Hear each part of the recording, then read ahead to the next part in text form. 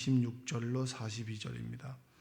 사도행전 5장 26절에서 42절까지 한 절씩 교독해서 읽겠습니다. 성전 맡은 자가 부하들과 같이 가서 그들을 잡아왔으나 강제로 못함은 백성들이 돌로 칠까 두려워함이더라.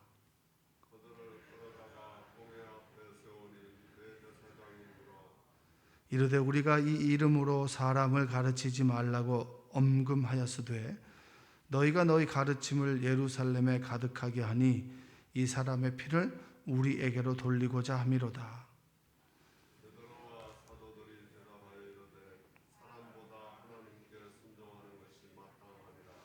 너희가 나무에 달아 죽인 예수를 우리 조상의 하나님이 살리시고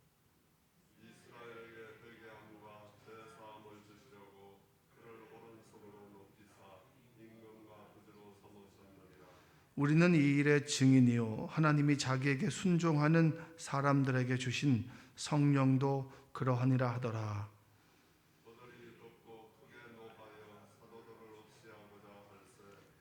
바리새인 가말리엘은 율법 교사로 모든 백성에게 존경을 받는 자라. 공회 중에 일어나 명하여 사도들을 잠깐 밖에 나가게 하고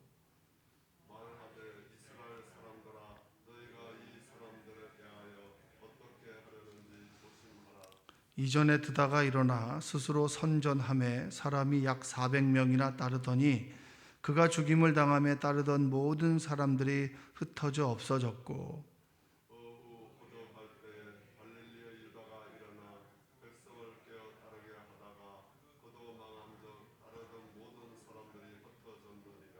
이제 내가 너희에게 말하노니 이 사람들을 상관하지 말고 버려두라. 이 사상과 이 소행이 사람으로부터 났으면 무너질 것이요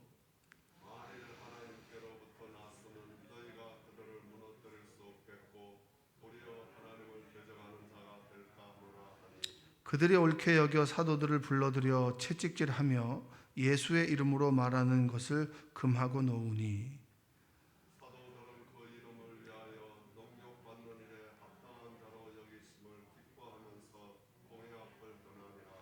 그들이 날마다 성전에 있든지 집에 있든지 예수는 그리스도라고 가르치기와 전도하기를 그치지 아니하니라.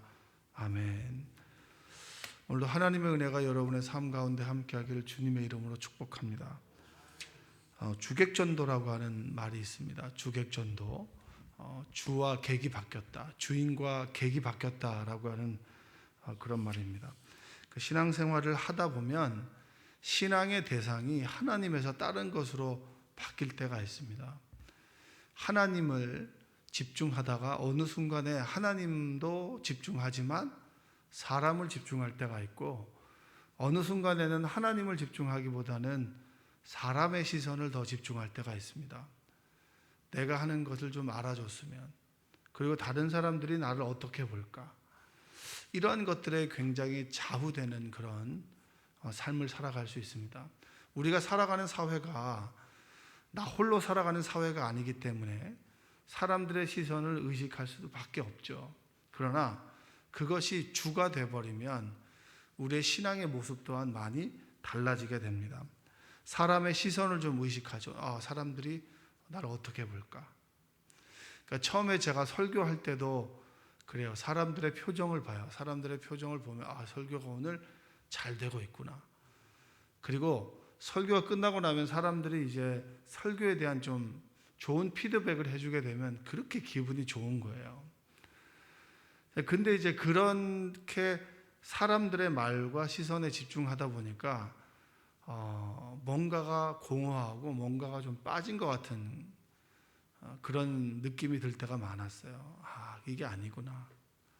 내가 하나님께서 주신 말씀을 선포하는 건데, 물론 설교는 호흡이고 함께 이 회중이 함께하는 것이기 때문에 예배는 그 사람들을 집중할 수밖에 없지만 그것에 따라 설교가 좌우되는 것은 아니다.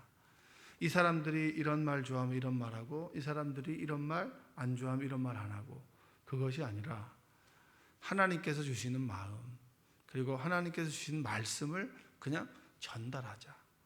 그리고 감동시키고 감동시키지 않는 것은 하나님 몫이다. 이게 이제 설교를 계속 해나가면서 목회를 해나가면서 하나님께서 저에게 주신 그런 마음이고 지혜였습니다. 그러니까 하나님을 집중하지 않고 사람을 집중하게 되면 꼭 문제는 생겨나게 됩니다. 제가 이 말씀을 드리는 이유도 그래요. 제자들이 이제 기적을 막 일으키죠. 이 기적을 일으키고 그리고 조금 못났던 사람들입니다. 예수님과 함께 동행했을 때는 그냥 출신 성분도 그렇고 그리고 서로 이제 모래알같이 섞이지도 않는 사람들이고 그 대단히 배우지 않는 사람인데 예수님과 동행하다가 그들이 종교 지도자들이 예수의 행태가 그리고 예수의 모습이 별로 마음에 들지 않았어요. 죄를 사해주는 고난을 부리기도 하고 그리고 또 더 중요한 것은 사람들이 그를 따르는 것에 대해서 위협을 느끼게 되어서 십자가에서 죽이게 됐습니다. 그럴 때 제자들은 다 도망갔잖아요. 도망간 그들을 부활하신 주님께서 그들을 찾아가셔서 그들을 만나주시고 그들을 위로하시고 그들을 책망하지 않았습니다. 그 모습을 보고 죽으신 분이 부활하셨구나 라고 하는 것이 굉장히 그들에게 도전이 되고 그리고 부활했다라고 하는 사실이 그들에게 굉장히 쇼킹한 사실로 돌아오게 됐습니다. 그래서 그들이 예수님을 따르게 되었는데 그 부활하신 예수님께서 승천하시고 그리고 기다려라, 예루살렘을 떠나지 말고 기다려라고 했더니 그들이 마가의 다락방에서 120명쯤 되는 사람들이 모여서 기도했더니 성령을 이제 받게 되었습니다. 성령을 받고 보니까 그들의 두려움이 사라지고 그들이 정말 집중해야 되는 것이 무엇인지 알게 되고 그렇구나. 내가 성령의 인도함을 받는 삶을 살아야겠구나라고 하면서 그들에게 나타난 변화가 뭐냐?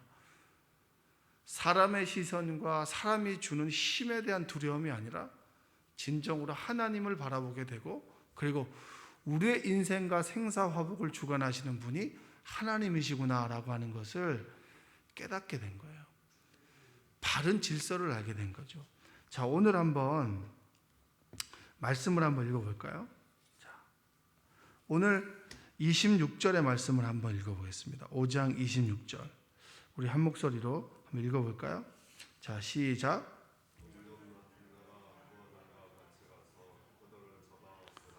강제로 못함은 백성들이 돌로 칠까 두려워함이더라. 자, 그들의 지도자들이 이제 제자들이 기적을 일으키면 잡아놓고 그렇게 하지 마. 위협했는데 위협하면 도망갈 줄 알았는데 그들이 다시 말씀을 전해요. 그리고 옥문이 열리는 그 기적을 또 경험하게 됐습니다. 그러니까 제자들은 더 힘껏 전하게 되죠. 전하게 되는 것을 보면서 그들이 뭘 느끼냐면 얘네들을 건드렸다가는 사람들이 우리를 돌로 치겠구나라고 하는 두려움을 느끼게 된 거예요. 여러분 그 당시 종교 지도자들은 뭐냐? 사람들이 좋아하면 하는 거, 포퓰리즘이라고 아시죠? 사람들이 좋아하는 정책은 하는 거예요. 근데 사람들이 싫어하는 정책은 하지 않는 거예요. 그러니까 좋아하는 것만 여론에 따라서 사람들이 여론을 일으켜서 좋아하면 그것을 하게 되는 것을 우리가 좀 일컬어서 포퓰리즘이라고 하잖아요. 대중이 좋아하는 것. 미래를 내다보고 그리고 미래를 준비하는 것이 하나 당장 사람들의 입을 무마시키는 그런 정책. 그것을 포퓰리즘이라고 하는데 사람들도 그랬어요. 하나님을 알고 하나님을 연구하고 종교의 지도자라고 하는 사람들이 두려워했던 것은 사람들의 시선이었습니다. 자, 여러분들이 신앙생활할 때 어느 순간에 사람들의 시선과 사람들이 신경을 쓰이게 되면 하나님으로부터는 멀어지게 됩니다. 때로 하나님의 말씀은 서로와 서로의 관계들을 더 화평하게 합니다. 그러나 때로 하나님의 말씀을 따르는 것이 저 사람에게는 좀 거슬릴 수도 있어요. 그러면 우리는 하나님에게 집중하고 그리고 하나님에게 집중하는 그 하나님의 말씀을 사람과 사람 사이에서는 좀 지혜롭게 적용하는 것이 필요합니다. 우리의 주 시선이 어디를 향해 되느냐? 사람들이냐 하나님이냐? 여러분, 목회자가 하나님을 집중하게 하는 것이 여러분이 하는 좋은 역할입니다. 여러분들이 신앙생활을 잘해야 되는 이유 중, 목회자가 하나님 앞에 바로 서야 되는 이유 중에 하나가 뭔지 아십니까? 여러분들이 여러분들의 목소리를 내게 되면 목회자가 하나님 말씀에 집중할 수가 없게 돼요. 늘 여러분들을 무마시켜야 되는 거예요. 늘 여러분들의 마음에 맞는 것들을 해드려야 되는 거예요. 그렇게 되면 교회는 여러분, 하나님이 기뻐하는 교회가 아니라 사람들이 좋아하는 교회가 됩니다. 사람들이 좋아하는 교회가 되면 여러분, 더 이상 그 교회는 하나님의 역사가 나타나지 않아요. 생명이 나타나지 않아요. 여러분들과 제가 하나님 앞에 올곧게 서고 우리의 시선이 사람들의 시선보다 하나님을 두려워하게 되기를 주님의 이름으로 축복합니다. 2020년을 마무리하게 되고 2021년을 준비하면서 우리의 시선이 지금 어디를 향하고 있는가를 좀 돌아봐야 돼요. 내가 하나님의 세미한 음성을 듣고 있는가? 아니면 내가 사람들에게 집중하고 있는가? 사람들에게 좋은 사람이 되려고 노력하는가? 아니면 하나님 앞에 바로 서려고 우리가 기도하고 있는가? 그래서 여러분은 감사한 것이 이렇게 힘든 이때에도 이렇게 나와서 기도할 수 있는 것, 그것이 바로 어떻게 보면 우리의 시선이 하나님을 향하고 있다라고 하는 것입니다. 제자들의 시선은 어느 순간인가 성령을 경험하고 난 다음에 하나님을 집중해요. 하나님을 집중해요. 근데 사람들은 자꾸 사람들의 시선을 집중하게 돼요. 근데 그 중에서 가말리엘이라고 하는 사람이 있어요. 이 가말리엘이라는 사람들은 굉장히 존중받는 사람이었어요. 그 시대의 넘버원의 학자였고, 그리고 덕망도 갖추고 있었습니다. 말씀을 전하지 말라라고 위협했음에도 불구하고 제자들이 하나님 말씀을 전하게 되었을 때 이 지도자들이 또 이 제자들에 대해서 해코지하려고 하는 거예요. 어떻게 하면 예수님처럼 이들을 없애버릴 수 있을까를 궁리하게 됐을 때 가말리엘이 나와서 뭐라고 하느냐? 자, 한번 읽어보겠습니다. 자, 이 34절 한번 볼까요? 34절. 바리새인 가말리엘은 율법 교사로 모든 백성에게 존경을 받는 자라. 공회 중에 일어나 명하여 사도들을 잠깐 밖에 나가게 하고. 자, 사람들이 격양돼서 이 제자들을 갖다 어찌 해보려고 할 때 가말리엘이 딱 일어나요. 그리고 중심을 잡아요. 뭐라고 잡느냐? 35절. 말하되 이 사람들아, 이스라엘 사람들아, 너희가 이 사람들에게 대하여 어떻게 하려는지 조심하라. 자, 역사적으로 보면 그래, 사람들을 따르던 선지자들이 있었다. 그들은 좀 있다가 사라졌다. 근데 이들이 하나님의 말씀을 따르는 지를 어떻게 아느냐? 사람을 따르면 사라질 것이지만 하나님을 따르는 사람들은 우리가 큰 죄를 짓게 된다라고 하는 것을 오늘 이야기하게 되는 거예요. 자, 37절. 그 후 호적할 때 갈릴리에 유다가 일어나 백성을 꿰어 따르게 하다가 그도 망한즉 따르던 모든 사람들이 흩어졌다. 예수가 사람을 따르던 사람들이면 이들은 흩어져 버렸을 것이다. 근데 흩어졌던 이들이 다시 오지 않았느냐? 그들이 기적을 베풀지 않느냐? 그러면 이들이 혹 하나님을 따르고 있는지를 네가 어떻게 아느냐? 그런데 사람을 따르고 있다고 단정하고 이들에게 핍박과 그리고 박해를 했을 때 그 책임을 너희들이 하나님 앞에 져야 되지 않겠느냐? 이런 말씀을 가말리엘이 하고 있는 거예요. 자, 38절. 이제 내가 너희에게 말하노니 이 사람들을 상관하지 말고 버려두라. 이 사상과 이 소행이 사람으로부터 났으면 무너질 것이요. 39절. 만일 하나님께로부터 났으면 너희가 그들을 무너뜨릴 수 없겠고 도리어 하나님을 대적하는 자가 될까 하노라. 가말리엘과 제자들의 시선이 같아요. 종교 지도자들은 사람들의 시선을 의식해요. 근데 가말리엘은 가만히 보니까 우리가 하는 것들이 옳지 않을 수도 있다라고 하는 걸 깨닫고 하나님으로부터 났으면 하나님께서 그들을 세울 것이고, 사람을 의식하는 것이면 사람의 마음만을 만져서 그리고 자신을 세우고자 하는 것이면 무너질 것이다. 하나님께 맡겨라. 여러분, 지금 우리가 이 시대를 살아가면서 가장 필요한 게 뭡니까? 내가 내 힘으로 내가 하나님이 되어서 모든 것을 결단하고 판단하고 그리고 하려고 하는 일에서 하나님의 일이면 하나님께서 하실 것이고, 하나님의 일이 아니면 하나님이 하시지 않을 것이다. 하나님의 주권을 인정하는 여러분들 되시기 원합니다. 제자들은 이런 말을 했어요. 제자들은 아마 29절 한번 읽어볼까요? 이 사람들이 돌로 치려고 할 때, 또 사람들이 그 제자들을 위협하려고 할 때 그들은 이런 고백을 합니다. 29절. 베드로와 사도들이 대답하여 이르되 사람보다 하나님께 순종하는 것이 마땅하니라. 예수님께서 그랬던 거예요. 예수님께서 사람들의 말에 순종한 것이 아니라 십자가에 죽으면서까지 그는 하나님 말씀에 순종한 거예요. 하나님을 두려워한 것이지 사람들을 두려워하지 않았다는 거예요.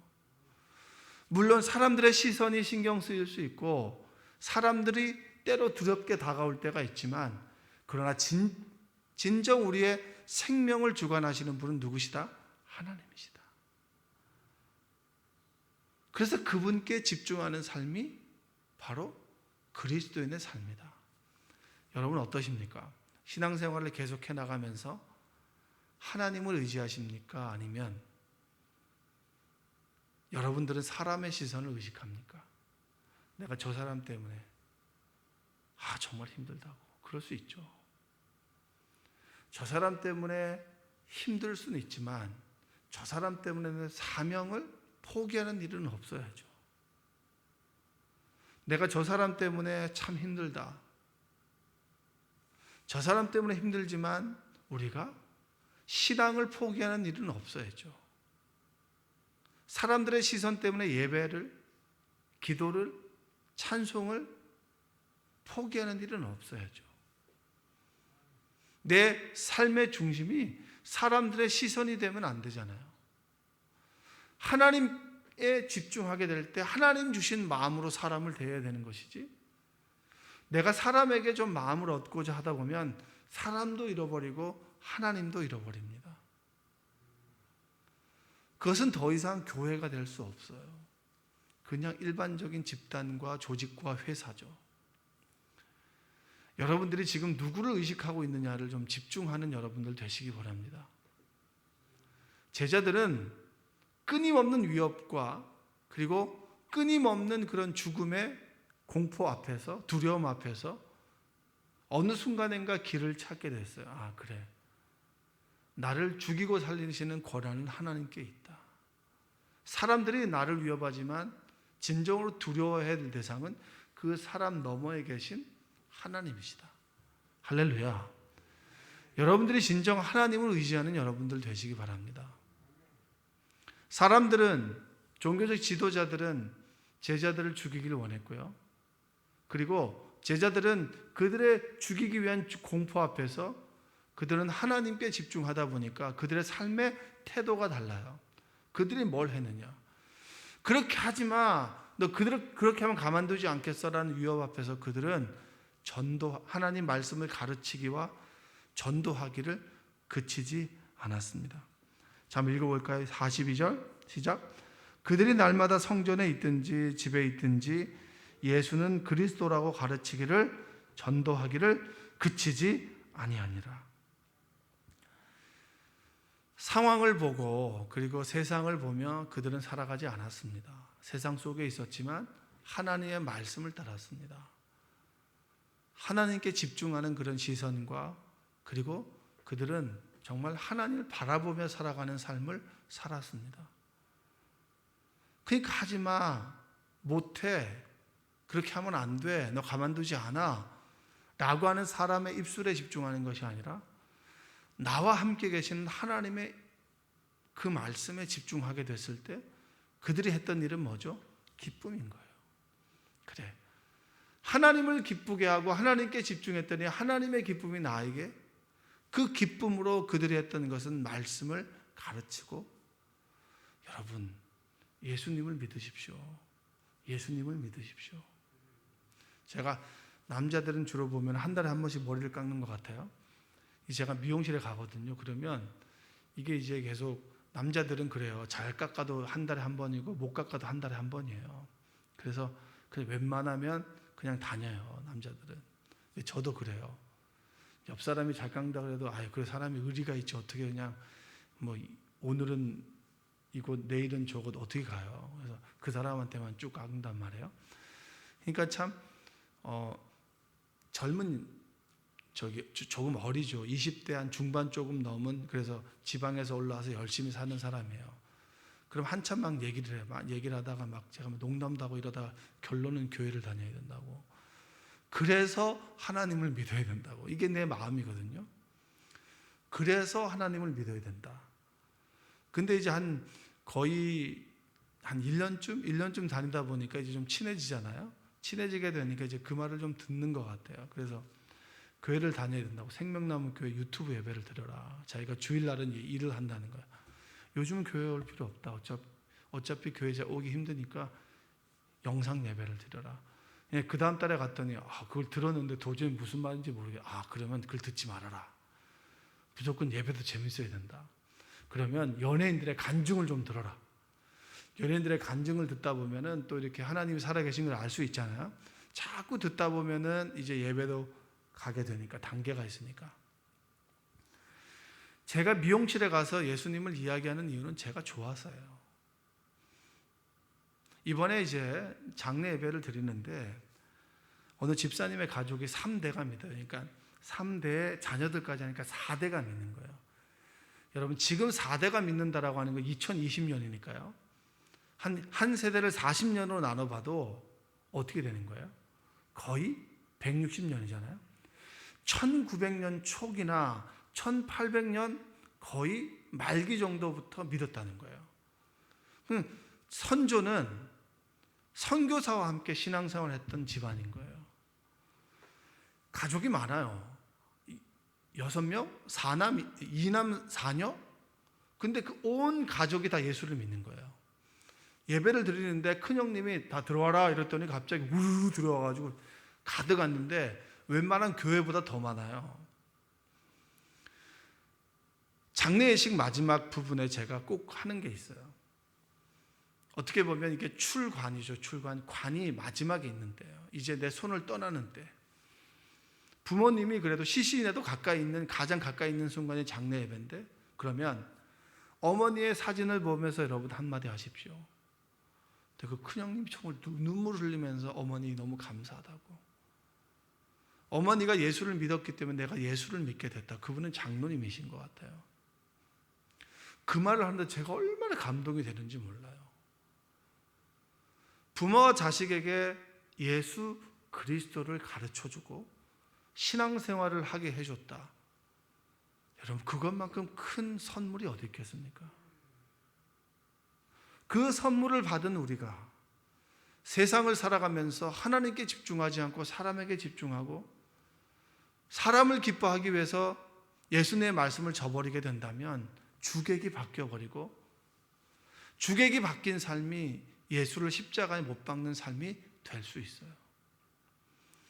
여러분들이 지금 이 순간에 주님께서, 그리고 하나님께서 나에게 진정으로 원하시는 것이 뭘까? 주님의 말씀이 뭘까?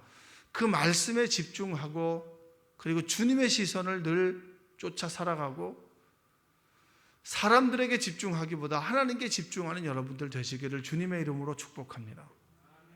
때로 하나님의 말씀과 사람들의 말이 부딪힐 때가 있을 거예요. 그럴 때 조용히 하나님을 만날 수 있는 장소에 나아가 주님께서 원하시는 것이 무엇입니까?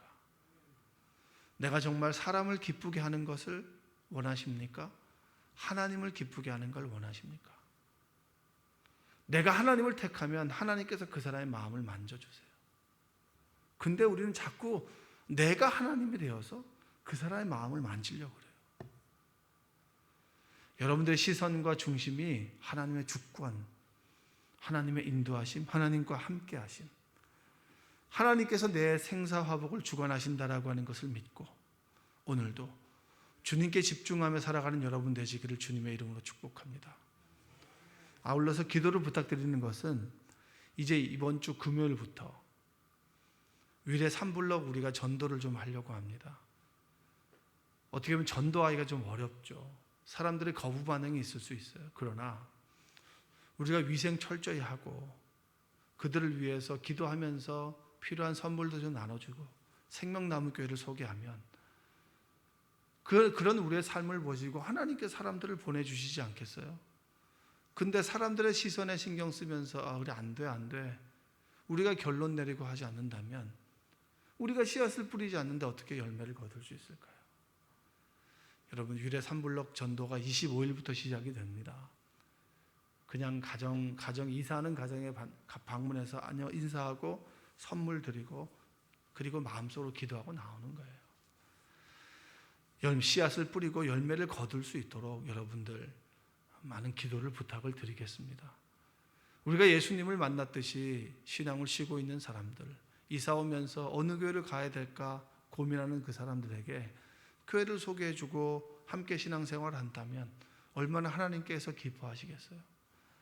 하나님의 기쁨을 위해서 살아가는 여러분 되시기를 주님의 이름으로 축원드립니다. 기도하겠습니다. 사랑과 은혜가 풍성하신 아버지 하나님 감사합니다. 코로나가 극성을 부리고 있습니다. 위기 가운데 있고 이쪽 저쪽에서 집단 감염이 떠오르고 그리고 힘들어하는 상황 속에서 하나님께서 우리를 불러주셔서 이렇게 말씀 듣고 찬송하며 새벽에 나와 기도하게 하심에 감사합니다. 아버지 하나님, 오늘도 우리와 함께 해주시고 우리의 시선과 마음이 하나님을 향할 수 있도록 주여 도와주옵소서. 오늘도 기도할 때 하나님을 만나는 시간 되게 하여 주옵소서. 예수님의 이름으로 기도합니다. 아멘.